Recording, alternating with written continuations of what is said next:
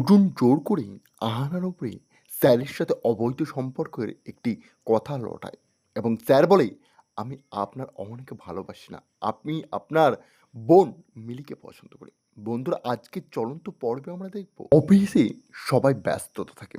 এদিকে অর্জুন আহানাকে অফিস থেকে বাড়িতে ফিরিয়ে নিয়ে যাবে বলে সে তার অফিসের সামনে অপেক্ষার সময় গুনতে থাকে। অর্জুন বলে, "বেশ টাইম তো হয়ে গেল। এতক্ষণ তো অনেক বাইরে চলে আসা উচিত। কি জানি কি হচ্ছে? বেচারি এত লেট করছে কেন?" এদিকে অফিসের স্যার ও আহানা একটা ইনভেস্টিগেশন যাবে বলে দুজনা বার হয়। অর্জুন দূর থেকে তাদের দুজনকে দেখতে পায়। সে তার গাড়ি নিয়ে যখনই তাদের কাছে যায়, তার আগেই সে লক্ষ্য করে স্যার ও আহানা একটি গাড়িতে গিয়ে বসছে। সেটি ৪ চাকা গাড়ি এবং অর্জুন বলে, "কি ব্যাপার আহানা? তুমি স্যারের সাথে বাড়ি যাবে? আমার সাথে যাবে না?" আহানা অবাক হয়ে যায় অর্জুনকে সেই জায়গায় দেখে। অর্জুন বলে, "আরে আহানা, তুমি আমার সাথে আসো। আমার স্কুটারে করে বাড়ি যাবে? আমার তো দেখে অবাক হচ্ছে তুমি স্যারকে সাথে বাড়ি যাচ্ছ। স্যারের সাথে কি তোমার একটা সম্পর্ক আছে?" তখনই কথাটা শুনে আহানা মাথার গরম হয়ে যায়। স্যার বলে, "আরে অর্জুনবাবু, আপনি ভুল বুঝছেন। আমি জাস্ট ওনাকে নিয়ে যাচ্ছিলাম একটা ইনভেস্টিগেশন করার জন্য। তাছাড়া আর কিচ্ছু নয়।" অর্জুন তখন হাসতে, হাসতে বলে, "আমি সব বুঝতে পেরেছি। আপনি আমার স্ত্রীর সাথে একটা সম্পর্ক স্থাপন করেছেন, তাই না?" অহনা বলে, "চুপ করো। কতটা নিচে নেমে গেছো অর্জুন তুমি?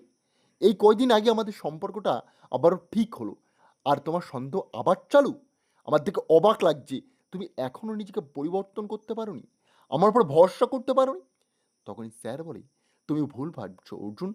আমি কোনোদিনই তোমার স্ত্রীকে পছন্দ করি না, আর কিছুই না। আমরা সাধারণ একটি বস ও অ্যাসিস্ট্যান্টের সম্পর্ক। তাছাড়া কিচ্ছুটি নয়।" অর্জুন বারবার রেগে যায়। সে বলে, "অহনা, তুমি আমার সাথে চুপচাপ বাড়ি যাবে। আমার তোমার সাথে দরকার আছে। আর এই স্যারের কাছে তুমি একদম আসবে না।" অহনা বলে, "মুখ সামলে অর্জুন, তুমি লিমিট ক্রস করে ফেলছো। আমি স্যারের সাথে কোনোদিনই যাচ্ছি না। আর আমরা কাজে এসেছি, এটা একটা অফিস। নিজের স্পর্ধা, তুমি একটা লিমিট বাঁধো। তুমি কোথায় চলে গেছো? নিজে একবার দেখো তো নিজেকে।" তখনই অর্জুনের এই ব্যবহারে আহানা তাকে একটা চড় মারতে বাধ্য হয়। কেই বা করবে? নিজের হাসব্যান্ড যদি এমনভাবে নোংরা কথাবার্তা বলতে থাকে বাইরের লোকের কাছে? তখনই অর্জুন বলে, "তুমি কি আমার সাথে আসবে?" অহনা বলে, "না, আমি স্যারের সাথে যাব।" অর্জুন আরও রেগে যায়। সে সঙ্গে, সঙ্গে গাড়ি নিয়ে সেখান থেকে বাড়িতে চলে যায়। স্যার বলে, "যা হওয়ার হয়ে গেছে। ছাড়ুন, কী বার করবেন? পরিবারে থাকলে এমন ঠোনোঠুনি বাধে। কী বার হবে এইসবগুলো দেখে? আপনি চলুন, কাজটা কমপ্লিট করে আসি আমরা।" তারপরে অহনা স্যারের সাথে সে ইনভেস্টিগেশনে চলে যায়।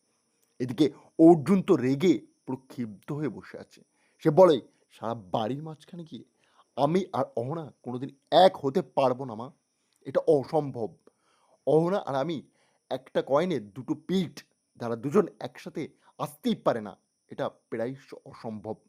অহনা সমস্ত কাজ মিটিয়ে বাড়িতে আসলেই অর্জুন চড়াও হয়ে যায় আহানার উপরে। তাকে উল্টোপাল্টা কথা শোনাতে থাকে এবং তাকে ছোট করতে থাকে একের পর এক। অর্জুনের এই ব্যবহার দেখে দুর্গামা বলে, "কিরে অর্জুন, তুই কি কর?" তখন অর্জুন বলে, "আমি সঠিক করছি মা।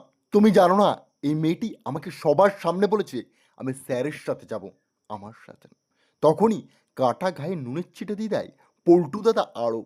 সেই অহনাকে দুশ্চরিত্র বলা দেয়। আর সেটাই বিশ্বাস করে না অর্জুন এবং অহনা বলে, "তাই জন্য আমি আমার সঙ্গে আমার অফিসের বসকে নিয়ে এসেছি, আপনার মনের সন্দেহটা কাটানোর জন্য।" স্যার এসে বলে, "হ্যাঁ অর্জুন, আপনি ভুল বুঝছেন। আমি অহনাকে আজ পর্যন্ত কোনোদিন পছন্দ করিনি। তারপরেই পাশে মিলি আসলে মিলিকে টেনে নিয়ে স্যার সেখানে বলে, আমি আপনার বোন অর্থাৎ মিলিকে প্রচণ্ড ভালোবাসি। আর তাকে ভালো পছন্দ করি। আপনি যদি রাজি হন, তার হাতটি আমার হাতে তুলে দিতে পারেন।" তখনই অহনা বলে, "অর্জুন, এবার তুমি সবটা দেখেছ।